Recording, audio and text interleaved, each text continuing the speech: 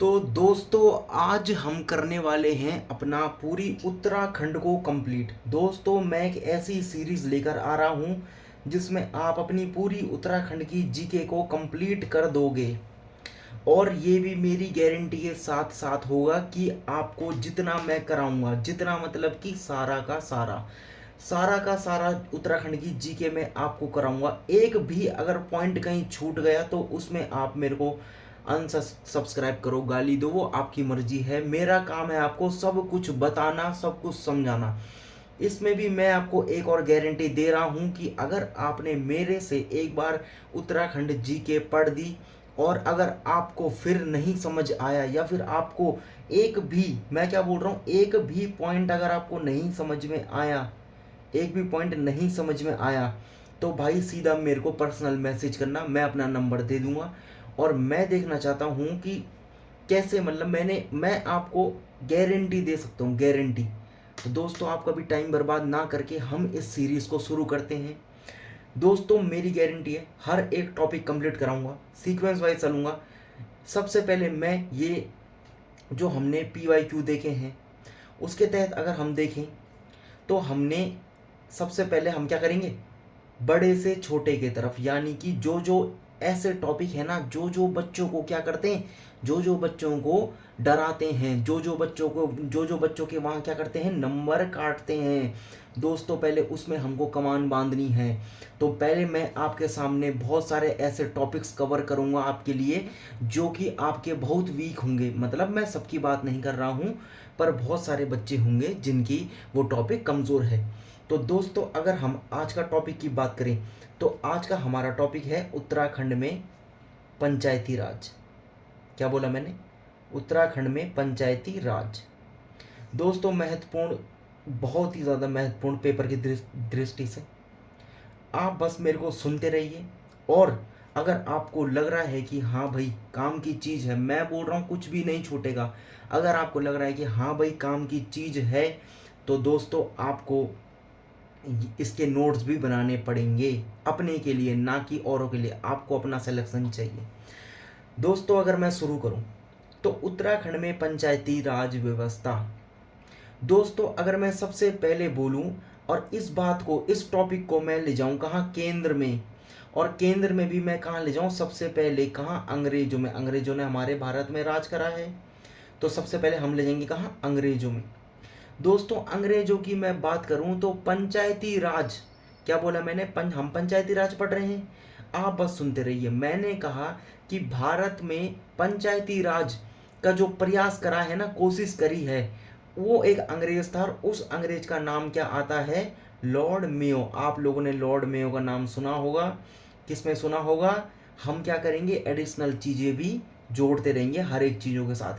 तो पंचायती राज का प्रयास सर्वप्रथम किसने करा, अंग्रेजों में लॉर्ड मेयो ने करा पंचायती राज का, ठीक है। और लॉर्ड मेयो को हम किस लिए भी जानते हैं कि जनगणना, जनगणना किसने करी, जनगणना के जनक भी कौन है, लॉर्ड मेयो है, ठीक है। फिर दोस्तों हम थोड़ा आगे आते हैं, तो जनगणना की शुरुआत किसने करी, लॉर्ड मेयो ने। अब हम देखते हैं कि जो उत्तराखंड में है, उत्तराखंड की मैं अगर दोस्तों बात करूं, तो अगर मैं उत्तराखंड की बात करूं तो उत्तराखंड को हमने दो क्षेत्रों में बांटा है। क्योंकि आप लोगों को पता है कि लगभग लगभग उत्तराखंड का 70% यानी 69% भी आप बोल सकते हो, परंतु 69, ये ट्रिक होती है कि आप 70 याद रखो। अगर आपको 70-30 याद है ना, अगर आपको 70-30 याद है तो आप उसको 69 आपके दिमाग में पहले ही बैठ जाएगा। 70% हमारे उत्तराखंड में क्या है, पहाड़ी एरिया है, और 30% हमारे उत्तराखंड में मैदानी एरिया है, ठीक है।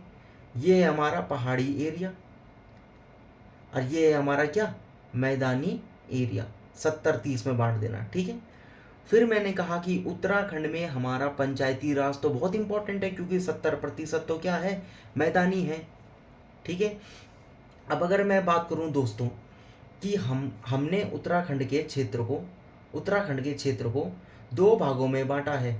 स्थानीय स्वशासन के तहत हमने उत्तराखंड को दो भागों में बांटा है, और एक का नाम है ग्रामीण क्षेत्र। क्या नाम है, ग्रामीण क्षेत्र। आपको ग्रामीण क्षेत्र से खुद ही लग रहा होगा कि मैं ग्रामीण क्षेत्र किस चीज़ की बात कर रहा हूँ, यानी कि गांव वाले एरिया की, सीधी बात है। और एक है नगरीय क्षेत्र, नगरीय क्षेत्र।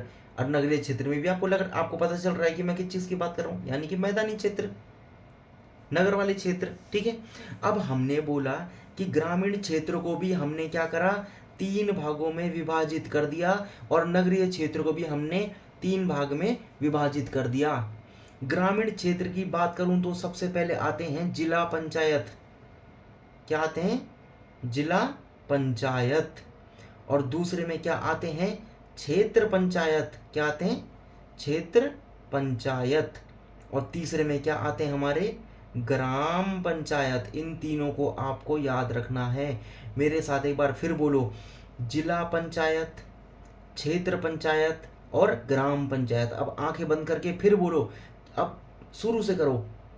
उत्तराखंड में पंचायती राज व्यवस्था की हम बात कर रहे थे।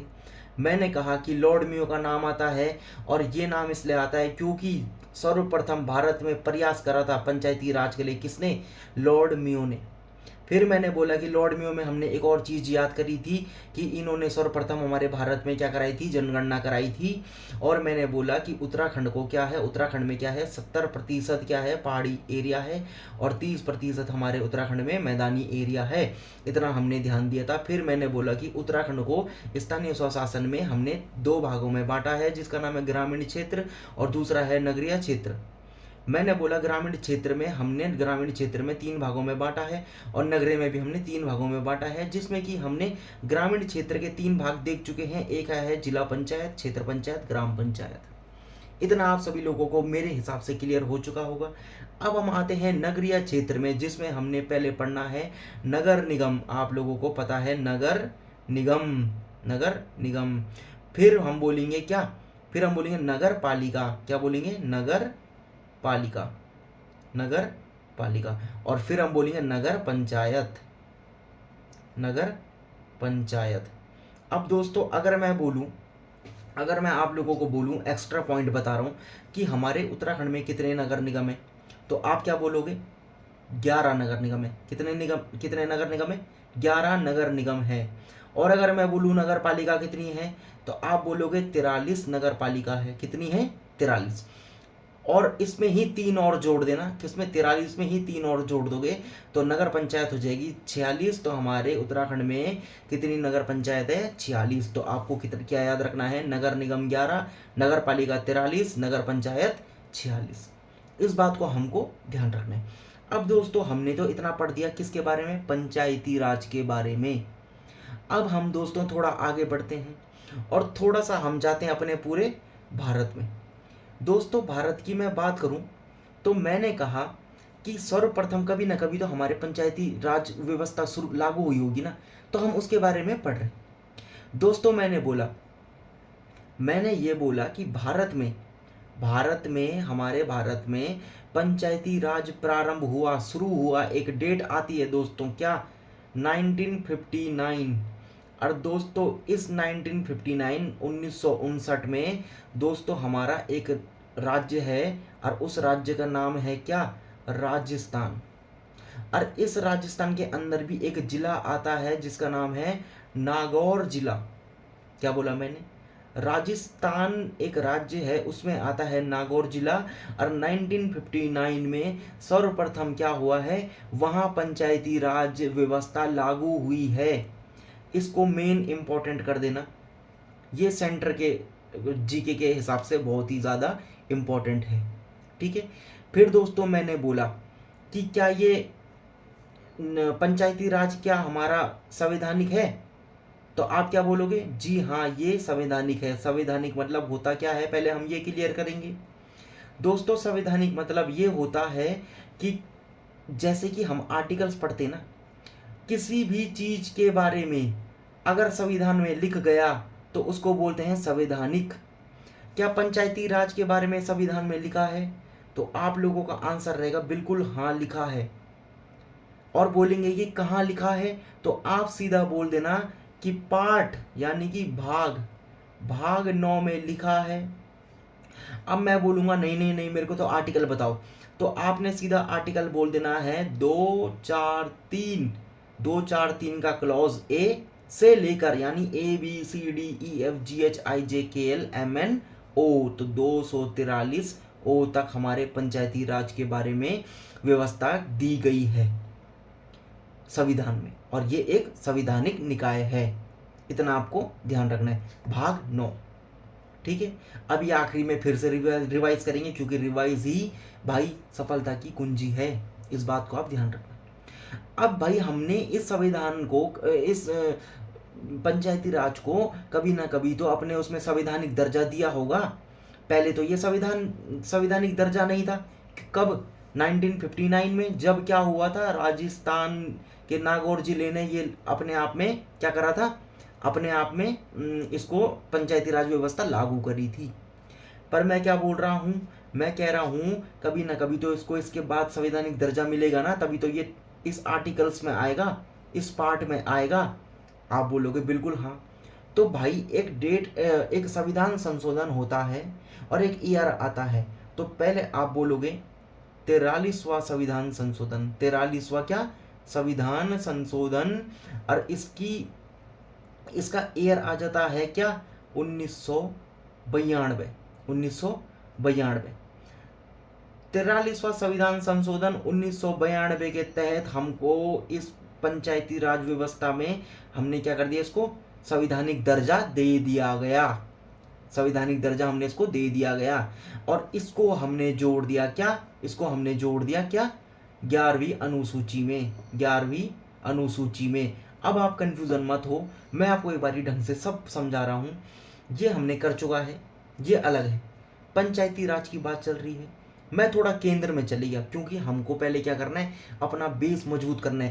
पहले अंदर नहीं घुसेंगे ना, बाहर से अटैक करेंगे और फिर अंदर घुस जाएंगे, तो बाहर का पूरा ज्ञान है और अंदर तो हम बैठ ही रखें, समझ गए ऐसे। तो मैंने बोला पंचायती राज जब 1959 में जब राजस्थान के नागौर जिले ने इसको अपनाया ना, तो उस टाइम पे ये संवैधानिक दर्जा इसको नहीं मिला था। इन्होंने बस क्या करा, इसको अपना दिया, परंतु संवैधानिक दर्जा नहीं मिला था। तो फिर हमने बोला कि क्यों ना इसको क्या करें, संवैधानिक दर्जा दिया जाए। अगर इसको संवैधानिक दर्जा देंगे तो पंचायती राज यानी ग्रामीण एरिया और विकसित होगा और जिसमें ज़्यादा ध्यान दिया जाएगा। इसलिए एक संविधान संशोधन होता है दोस्तों, 43वां संविधान संशोधन, और ये होता है 1992 में, और इसमें हमारे पंचायती राज को संवैधानिक दर्जा प्राप्त हो जाता है दोस्तों। जब ये संवैधानिक दर्जा प्राप्त होता है तो अब ये किसी न किसी आर्टिकल्स के अंदर तो आएगा, तो वो आर्टिकल्स हमारे 243A से लेकर 243O तक दोस्तों, किसी न किसी भाग के अंदर तो आएगा। तो वो भाग या फिर वो पार्ट है 09 यानी 9 पार्ट के अंदर, और कोई ना कोई अनुसूची के अंदर तो आएगा, और उस अनुसूची का नाम है अनुसूची 11। बस ये 3 चीजें आपको याद रखनी है इस संविधानिक में। और आपको 73वां संविधान संशोधन 1992 बहुत इंपॉर्टेंट है, बहुत ज़्यादा इंपॉर्टेंट है, मेन कर देना, मोस्ट कर देना। फिर ये तो आपको मैंने ऊपर भी बता दिया है, इतना आपको मेरे हिसाब से क्लियर हो गया होगा। अब हुआ ये दोस्तों, मैंने कहा एक डेट आती है, क्या आती है, एक डेट आती है, और यहाँ पर मैंने बोला कि 1992 में तो क्या हुआ था, ये संविधान संशोधन हुआ। परंतु मैंने कहा कि भारत ने इस पंचायती राज अधिनियम को लागू कब करा, भारत ने इस पंचायती राज अधिनियम को, जो अधिनियम आया ना हमारा ये वाला अधिनियम, इसको लागू कब करा, तो इसकी एक डेट आती है, और वो आती है 24 अप्रैल 1993। और इसमें स्टार लगा दो, क्यों लगा दो, क्योंकि इस टाइम पे भारत ने इस पंचायती राज को लागू कर दिया भारत में। और सबसे मेन चीज, इसके तहत 24 अप्रैल को, इस डेट के तहत 24 अप्रैल को भारत में हर साल क्या मनाया जाता है, पंचायती राज दिवस। मोस्ट इंपॉर्टेंट है, भारत में क्या मनाया जाता है, पंचायती राज दिवस। दोस्तों मैंने आपको बोला था 243A से लेकर 243O तक हमने क्या करना है, आर्टिकल्स लिखे हैं। हम इसमें क्या करेंगे दोस्तों, सिर्फ स्टार वाले आर्टिकल्स याद करेंगे, जो कि आपके पेपर के लिए बहुत इंपॉर्टेंट है। मैं आपको बाद में पूरे पढ़ाऊंगा ये नहीं, क्योंकि मैंने वादा करा है कि मैं आपको सब कुछ पढ़ाऊंगा, परंतु जो अभी के हिसाब से ना, ये मत सोचना कि ये नहीं आएगा, आएगा, आगे आएगा, आप बने रहो। बस अभी क्या करना है आपको, बेसिक बेसिक बेसिक बेसिक हर चीज को ध्यान रखना है। मैंने कहा ना अभी हम क्या है, बाहर से अंदर जाएंगे, जब अंदर जाएंगे ना तो ढंग से तोड़ेंगे। 243 अगर मैं बोलूं बी तो आप बोलोगे बिल्ट। बिल्ट क्या कर रहे हैं हम, बिल्ट कर रहे हैं, यानी कि पंचायती राज का क्या कर रहे हैं, गठन, पंचायती राज का गठन। 243 हम बोलेंगे डी तो आप क्या बोलोगे, आरक्षण। आरक्षण क्या बोलेंगे, पंचायती राज में आरक्षण मिलता है ना, पंचायती राज में महिलाओं को कितना आरक्षण है, महिलाओं को 33% आरक्षण है। परंतु परंतु क्या है कि जो महिलाओं को 33% आरक्षण है ना, इसमें कोई जरूरी नहीं है कि इतना ही होगा। अपने राज्य के अकॉर्डिंग 33 से नीचे तो कोई नहीं कर सकता, पर अगर तुम अपने राज्य के अकॉर्डिंग इसको बढ़ाना चाहते हो 34, 35, 36 तो आप बढ़ा सकते हो। और इसी नियम के तहत हमारी एक डेट आती है, जिस डेट का नाम है मार्च 2008। और इस मार्च 2008 में हमारे मुख्यमंत्री कौन थे, भुवन चंद्र खंडूरी। भुवन चंद्र खंडूरी जिनका भी वर्तमान में क्या हो चुका है, निधन हो चुका है। और भुवन चंद्र खंडूरी ने क्या करा है, मार्च 2008 में उत्तराखंड में पंचायती राज में महिलाओं को जो आरक्षण है ना, ये 33% से हटा दिया है और इसको कितना कर दिया था, 50% कर दिया था। तो इसका सबसे बड़ा उदाहरण हमारा उत्तराखंड ही है। और उत्तराखंड में क्या बोलेंगे हम, उत्तराखंड में पंचायती राज में महिलाओं का आरक्षण कितना है, 50%। इस बात को आपको ध्यान रखना है। इतना हमने कर दिया। अब मैं बोलूंगा 243 आर्टिकल 243 ई। और ई से आप क्या बोलोगे, ई से आप ऐसे कर सकते हो ना, ईयर। ईयर यानी YEAR, ईयर। ईयर मतलब साल। तो पंचायती राज की क्या अवधि, अवधि मतलब कितने समय तक रहेंगे, क्या रहेंगे, इनका पूरी तारीख के बारे में यहाँ लिखा गया। फिर बोलेंगे हम 243F। और एफ से आप कर लेना याद, फेल। फेल मतलब होता है अयोग्यता, क्या इनकी अयोग्यता है। 243 एक बार जी कर लेना, 243 जी। और जी से कर लेना गुड, यानी वेरी गुड, गुड। तो यानी कि पंचायतों का कार्य, कार्य क्या करो, गुड करो, अच्छा करो। पंचायतों का कार्य, कार्य कैसा करो, गुड करो। फिर मैं एक बहुत मोस्ट इंपॉर्टेंट स्टार करके कर देना 243 आई। और आई मतलब कर दो इनकम, क्या कर दो, इनकम। और इनकम में आप क्या बोलोगे कि राज्य वित्त आयोग, इसमें पंचायती राज के लिए क्या क्या लिखा गया है, राज्य वित्त आयोग। तो राज्य वित्त आयोग कौन से आर्टिकल में है, 243 आई। आई से इनकम, वित्त। आखिरी हम देखेंगे 243 ओ के, आखिरी क्या देंगे 243 के। और ये भी मोस्ट इंपॉर्टेंट है। और यहाँ पर लिखा गया है कि पंचायती राज का जो चुनाव कराने के लिए एक आयोग का गठन किया जाएगा और उस आयोग का नाम है राज्य निर्वाचन आयोग। ये हर राज्य में होगा, राज्य निर्वाचन आयोग। जहाँ पंचायती राज होगी ना, जहाँ पंचायती राज व्यवस्था होगी वहाँ ये आयोग होगा। और यही क्या करेगा, पंचायती राज का चुनाव कराएगा। फिर मैंने कहा कि राज्य सरकार ने जो पंचायती राज है ना, जो राज्य सरकार है, उत्तराखंड हमारा राज्य है ना, ये जो अच्छा ये तो मैंने बता दिया था कि इसमें आरक्षण भुवन चंद्र खंडूरी ने क्या करा था, 50% बढ़ा चुका था, ठीक है। और था कितना, 33% था। पर ये किसके लिए बढ़ाया, सिर्फ महिलाओं के लिए बढ़ाया। कब बढ़ाया, मार्च 2008 में बढ़ाया। अब मैं बात करूं कि उत्तराखंड में क्या बोला मैंने, अब मैं बात करूं कि भाई हमारे जो उत्तराखंड में है ना, उत्तराखंड में, तो उत्तराखंड में जो पंचायती राज है उसके स्तर कितने हैं, कितने स्तर में हमारी पंचायती राज को इन्होंने बांटा है। तो आप सीधा बोल देना कि उत्तराखंड में पंचायती राज को त्रिस्तरीय पंचायती राज है, 3 स्तर में त्रिस्तरीय पंचायती राज है हमारे उत्तराखंड में। इतना आपको रटना है, ध्यान रखना है, समझना है, हर चीज जैसे आपको याद हो बस वो करना है। अब एक मोस्ट इंपॉर्टेंट चीज याद कर लेना कि मैंने कहा कि अगर मैं केंद्र की बात करूं या फिर सीधी बात करूं कि पंचायती राज व्यवस्था में विषय कितने हैं, तो आप बोलोगे कुल टोटल विषय जो है, टोटल विषय वो है 29। पर अगर मैं यही क्वेश्चन घुमा दूं और कह दूं कि उत्तराखंड में कितने विषय हैं, तो आप बोलोगे 14 विषय हैं। कितने विषय हैं, 14 विषय हैं। और ये विषय जो हमने लागू करे थे, इसकी डेट भी याद कर लेना, बहुत डीप हो जाएगा। पर मैंने क्या बोला, कुछ नहीं छोड़ना है, रिस्क नहीं लेना है, नंबर पूरे लाने हैं। तो ये 14 विषय हमने जो लागू करे, ये करे हमने 2002 से 2003 में, 2002 और 3 में लागू किए गए। फिर मैंने बोला कि पंचायती राज का जो संबंध है ना, वो संबंध है किस चीज से? तो पंचायती राज का संबंध है विकेंद्रीकरण से, यानी कि बांट देना। यार खुद ही सोचो, आप एक बात सोचो, पंचायती राज जो है, अगर मान लो यहाँ पर क्या होता है, एक स्टेट है, एक क्या है, स्टेट है। अगर ये स्टेट है और यहाँ पर एक सीएम बैठ रखा है देहरादून में, तो वो बेचारा सीएम, खुद ही सोचो, फिर हम उसको कोसेंगे, वो सीएम अपने एरिया और जाने माने प्रचलित एरिया को तो वो डेवलप्ड करने का पूरा प्रयास करेगा, और करते ही है, हर एक नेता करेगा, वो अच्छा हो बुरा हो कैसा भी हो, डेवलप्ड एरिया को और डेवलप्ड करेगा वो नेता। भले स्टार्टिंग के साल में ना करे, पर आखिरी के 1-2 साल में तो पक्का करेगा। परंतु क्या आपने सोचा कि भाई जिस गांव में रोड ही नहीं है, उस गांव में सीएम को पता ही कैसे चलेगा कि यहाँ कुछ समस्या भी है, जब वहाँ वो जा ही नहीं पाएगा। चलो सीएम अगर अच्छा भी निकले तो 1 गांव जाएगा, 2 गांव जाएगा, अरे 5 साल में कितने 100-200 इतने गांव जाएगा। यहाँ हर एक सोचो रास्ता तक नहीं है, वहाँ भी गांव बसे।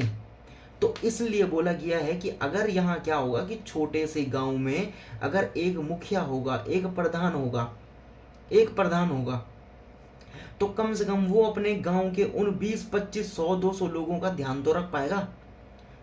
ऐसे करके करके इन्होंने सत्ता को, मतलब सत्ता को क्या करा, डिवाइड करा। ठीक है, ये मैं आपको समझाना चाह रहा था।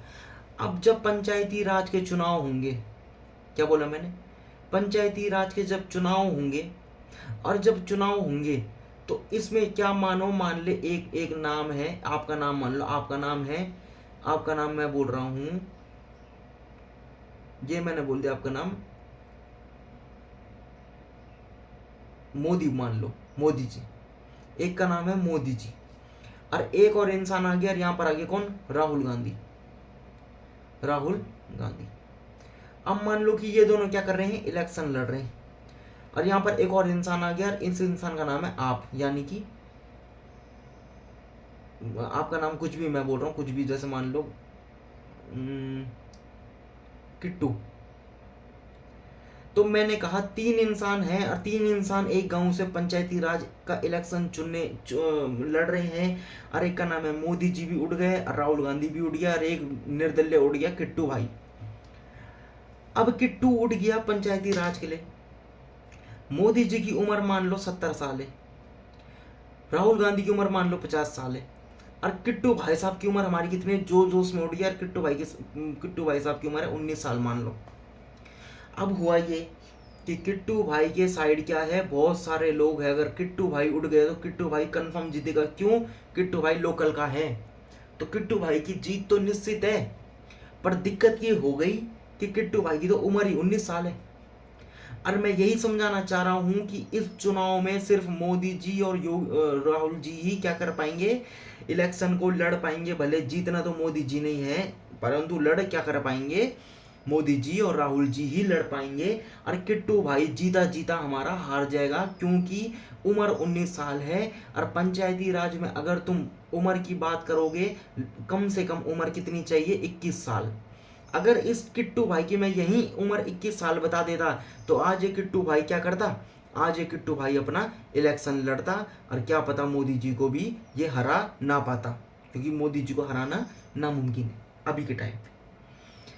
तो मैं क्या बोल रहा हूं कि पंचायती राज में कम से कम हमारी जो मिनिमम उम्र है चुनाव लड़ने की, वो है 21 वर्ष। फिर मैंने क्या बोला, मैंने कहा अगर पंचायती राज, मान लो पंचायत हो गई, पंचायत का गठन कर दिया हमने, मान लो हो गए चुनाव, मैंने पंचायत का गठन कर दिया, और अब जो पंचायत का कार्यकाल है, और मान लो अगर पंचायत का कार्यकाल समाप्त हो गया, पंचायत का क्या हो गया, कार्यकाल समाप्त हो गया, तो एक रूल है कि जो 6 महीने होंगे ना, आगे वाले जो आने वाले 6 महीने हैं, इनमें तुमको क्या होना चाहिए, पंचायतों का निर्वाचन कराना जरूरी पड़ेगा, करना ही करना है। 6 महीने के बाद 6 महीने के बाद पंचायतों का निर्वाचन होना आवश्यक है, कंपलसरी है। इतना हमने इस चीज में ध्यान दिया है। अब दोस्तों हम एक चीज देखेंगे कि एक डेट आती है 17 मार्च 2016। दोस्तों मैंने क्या बोला, 17 मार्च 2016, और इस डेट को उत्तराखंड ने क्या बोला, मैंने 17 मार्च 2016।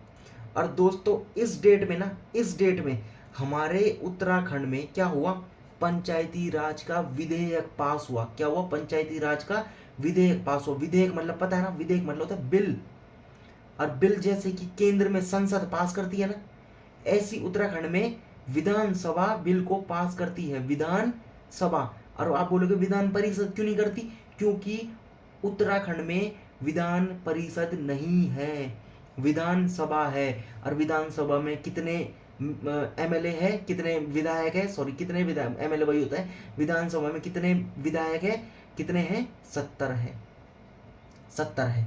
इस 70 से भी मैं थोड़ा एक्स्ट्रा बता रहा हूँ कि आपको दिमाग रहे, थोड़ा मतलब याद रहे कि विधानसभा एक बैठक है, मान लो इस विधानसभा में कुल विधायक कितने हैं, आप बोलोगे 70 विधायक हैं।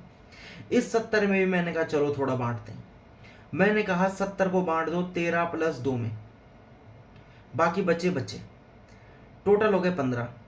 15 सीट कर दी हमने रिजर्व, 70 में से 15 सीट कर दी हमने रिजर्व। और रिजर्व करी हमने 13 दे दी किसको, एससी को, और 2 दे दी हमने एसटी को। इस 2 में भी हमने एक दी हमने चक्राता को। चक्राता कहाँ पड़ता है, देहरादून। और एक दे दी हमने किसको, नानकमत्ता को। और नानकमत्ता कहाँ पड़ता है हमारा, उधम सिंह नगर। इतना हमने ध्यान रखना है। अब हम आते हैं अपने मुद्दे में। 17 मार्च 2016 को भाई उत्तराखंड में विधेयक क्या हुआ, पास हुआ। 17 मार्च 2016 को हमारे उत्तराखंड ने पंचायती राज के विधेयक को पास करा। और पास करने के बाद एक डेट आती है, ये स्टार्ट कर दो क्योंकि 4 अप्रैल 2016, 4 अप्रैल 2016 यहाँ पर हम पंचायती राज के विधेयक को पास कर रहे हैं। और यहाँ पर हमने उत्तराखंड में पंचायती राज व्यवस्था को लागू ही कर दिया। तो 4 अप्रैल को उत्तराखंड ने क्या करा है, 4 अप्रैल को उत्तराखंड ने पंचायती राज व्यवस्था को लागू करा है। ऐसी मैंने ऊपर बताया था कि 24 अप्रैल को क्या करा है, हमारे केंद्र में, हमारे भारत में पंचायती राज व्यवस्था को लागू किया गया है। ये मैंने स्टार्ट करा था और ये 24 अप्रैल लिखा है, इस बात को आप ध्यान रख लेना। फिर मैंने बोला कि इतना तो हमने 2 चीजें पढ़ दी। अब हुआ ये कि एक डेट और आ गई, और वो डेट है इससे 3 साल बाद। अब 3 साल बाद आती है जून 2019।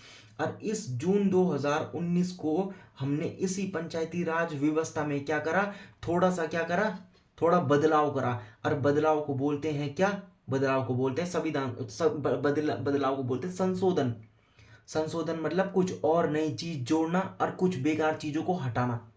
तो हमने इस बदलाव में 2019 के बदलाव में हमने क्या करा, सबसे पहले हमने एक रूल बना दिया कि भाई अभी तक तो तुम कर रहे थे कि 21 साल की जिसकी उम्र हो वो क्या कर सकता है, चुनाव लड़ सकता है।